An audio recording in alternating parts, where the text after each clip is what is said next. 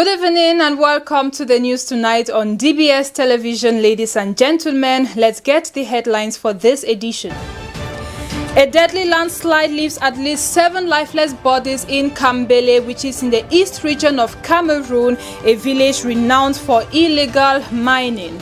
Also in other stories, Baccalaureate 2021 draws nearer and preparations are steaming up for schools and students nationwide for this examination. These are the major stories we shall be getting in tonight's newscast. Stay with us and get the details in a couple of seconds.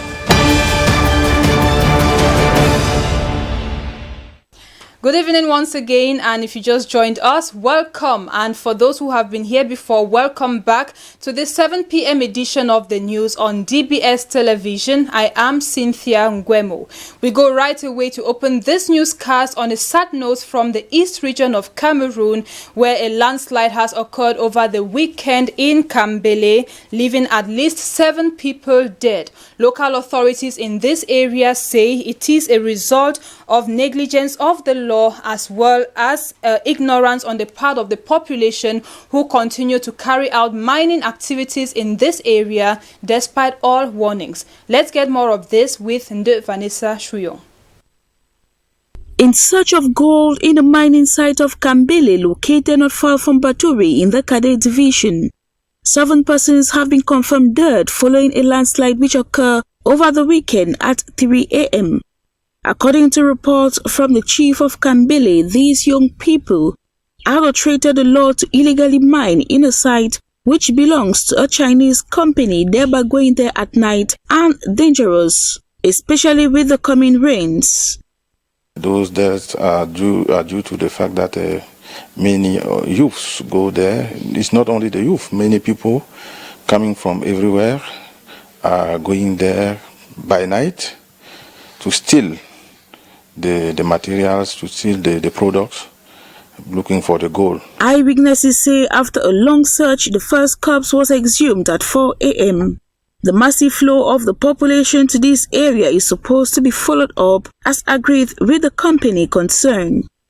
They must make sure that they go there only when it's authorized, because with the companies, we agreed last year that there must be time for the population, but under control. Moreover, the municipal authority is creating an awareness on the dangers of mining without protection. The message of sensitization to say they must be very careful because it's a dangerous area that must be secure, and it's not comfortable for them to go there without any protection, without any guide. Is the reason why we have so many deaths, so they must be very careful. A call to the populace of the environs, men, women and children alike, to be extra vigilant when maneuvering on the site. Now let's talk about the Anglophone crisis and its impact on the church in Cameroon. The crisis, which has been going on for several years now, has had of recent as target churches in the country as a rich source of ransom. In the following report, Mange Venasus revisits some of these instances and equally highlights the challenges the church is going through within this crisis in Cameroon. His report. The Anglophone crisis in the 2 English regions of Cameroon has continued to escalate, taking different levels. After greatly affecting schools and the economy of the regions, the target of recent has been the church. About the church, in particular, the Catholic Church has suffered great blows, from schools closed down completely to clergymen being targeted for ransom. Last year, September 27th, Reverend Father Kennedy Ndu of the Diocese of Mamfe was taken at gunpoint at Ashum village along the Kumba-Mamfe road. He was well molested by alleged separatist fighters on the grounds that he promotes school resumption and is working with the military agent against them. After beating him, they asked for a ransom of about 2 million francs CFA. Recently, it was Father Christopher Eboka, cathedral administrator of the Diocese of Mamfe, who was kidnapped for over 12 days by the Amber Boys. They kidnapped him because the Catholic Church has a lot of money. They have been working with the government and they have been seeing his bishop talking on TV, and they need him to give money for them to buy their weapons. He was later released. These priests are being tagged with collaborating with the military, but Reverend Father Sylvester Ngarba Nsa of the Diocese of Kumbu, who instead was taken away by military for collaborating with separatist fighters. After a day or so, he was released.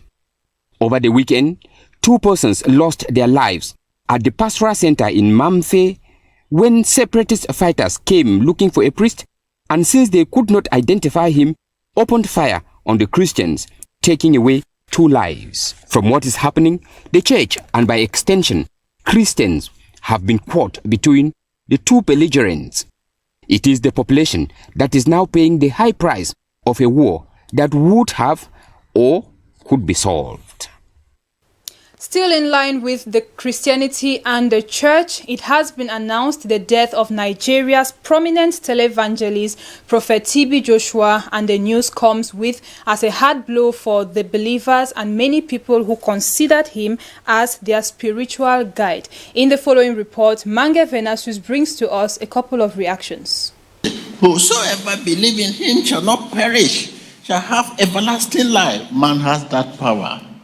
The news of the passing on of the enigmatic Nigerian preacher Temitope Balogun Joshua, popularly known as TB Joshua, came as a bombshell to many. The televangelist and philanthropist quickly caught the attention of many by the numerous and unexplained miracles that were on air through his TV channel, Emmanuel TV. News says Pastor TB Joshua, who died barely a week to his birthday, had conducted church services at his Synagogue Church of All Nations on Saturday. According to their official social media handle, Facebook, they affirmed that God has taken his servant, Prophet TB Joshua, home as it should be by divine will. His last moments on earth were spent in the service of God, a service that has touched many lives across the globe. And within those days, we had few of those men of God who could impact, who could use the word, who could use the communication tool like the television to reach out to a lot of people out there. So if for nothing else but for the fact that he is one of those who inspired my religious and spiritual activities. I've never seen him personally. I don't know him personally, but his teachings have really changed my life. There are many things that I've come to realize that were not good. Like anger, I used to keep anger. I used to be an angry person, but when I followed his ministry, anger left me. I know that there are some people around us who are in need, that we need to help them. I know how to pray, to study my Bible, to fast, and try to put the word of God in practice.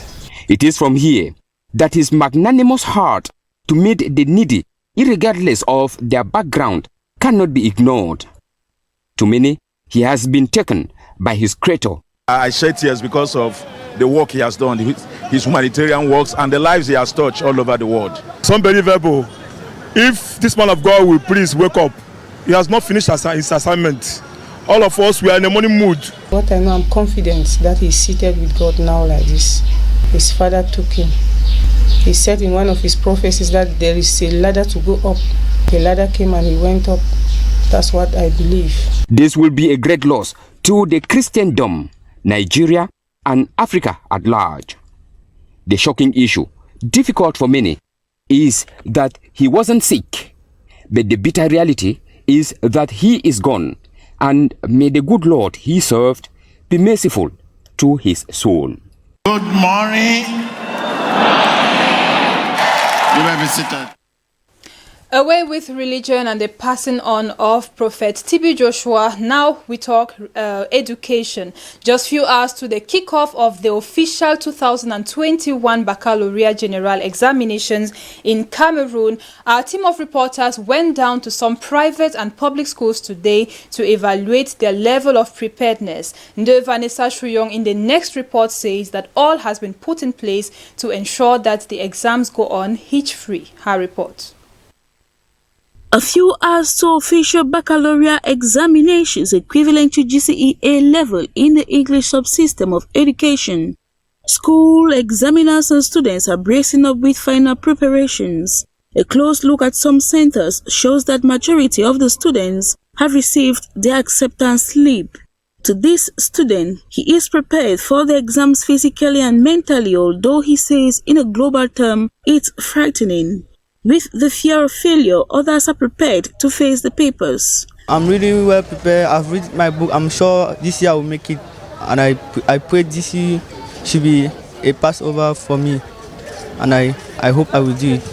What makes me afraid is that I'm afraid to fail. But I know this year, with the way that I've read my book, I will pass this year. Some students were, however, seen loitering around the campuses. According to this vice principal, Jomnang Melanie, they have coached their students on basic necessity needed for exams. They were equally on this if told to be calm, punctual, carry along their writing material, and compulsory wearing of face mask. Given all is set to kick off in few hours, all we could wish them is success, which only occurs when opportunity meets preparation. 4 years to the official launching of construction works at the Betua Regional Hospital, the institute is now at an 85% completion rate and is set to be ready and delivered by the end of August. This is the confirmation gotten from the technicians at the site by the Minister of Public Health, Dr. Manauda Malachi, during a visit recently. Let's get more of this with Ekokobe Remi Carol. Construction works of the Betua Regional Hospital, launched in 2017, is already in its final phase 4 years after it began. Minister of Public Health, Manauda Malachi, was on a guided visit to the site last Friday. This visit was to check on the progress rate of activities and give a time frame within which the construction company will have to complete the project. The progress rate was estimated to be at 85%. We are very satisfied with what I seen. If you remember last visit here, we have make some observation, and we come to see if this observation is being forward with actions. So I think the work is going on the field, and until 1 or 2 months we can make the pre-reception of the technical pre-reception of the work here. This infrastructure is to be delivered by the end of August. So we are left with 3 months to complete the construction works. We have to accelerate our work and put in more effort to be able to finish this project on time. The company whose works on the site were delayed by COVID-19 for 2 months have submitted a request for an extension of few months to the Ministry of Public Health to complete the construction work. The Betua Regional Hospital is a center that will be specialized with major pathologies in the region, especially endocrine diseases. Minister Manauda Malachi's visit ended with a working session with health personnel from the East region. Now on to foreign news stories to round up this edition of the news. Mali's junta leader or president, Colonel Assimi Goïta, has been sworn in as the interim president of the country. This was in the capital Bamako and comes after he ousted the interim president and prime minister in May. And over in Nigeria, the Boko Haram leader Abubakar Shekau is announced dead after he is said to have killed himself while in a fight with another terrorist group. Let's get more of these stories in the following with Rogea Tububa. Mali's Colonel Assimi Goïta has been sworn into office as transitional president despite international condemnations of his latest power grabs. Goïta, who ousted Mali's interim president Ba Daw and Prime Minister Mokhtar Ould in May, was sworn in at the International Conference Center in Bamako. Following international pressure, the government installed after Goïta's first coup last August pledged to reform the constitution by October and stage elections in February next year. Mali is key to the stability of the Sahel region, and the Western powers want to see a return to stable civilian rule as soon as possible. He dismissed the civilian president and prime minister of the transitional administration, leading former colonial power France to suspend its cooperation with the military and for the African Union to suspend Mali's membership. Goïta is expected to nominate his prime minister, Choguel Kokala Maïga, a former minister and member of the M5 protest movement, which helped to force out former president Ibrahim Boubacar Keïta last August, following mass protests over perceived corruption and a bloody insurgency. France and Mali's other partners want assurances that a civilian administration will be backed in power come February 2022. In Nigeria, Boko Haram's leader Abubakar Shekau is reported to have killed himself in a fight against rival jihadist fighters from the Islamic State West African province, 2 weeks after reports emerged that he had died. His death marks a major shift in Nigeria's 12-year-old jihadist insurgency that has killed more than 40,000 people and displaced about 2 million in the northeast. Boko Haram has not yet officially commented on the death of their leader, while the Nigerian army declared it was investigating the claim.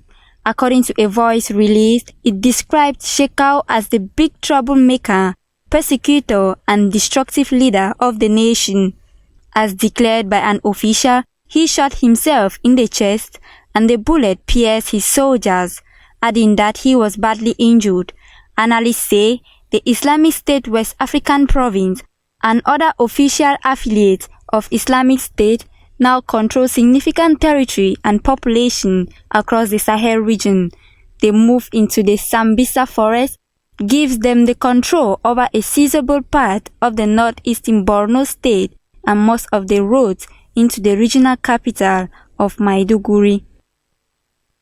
That's the end of the news for today, the 7th of June 2021. Thanks for watching and see you tomorrow for the second edition of the week. Good night.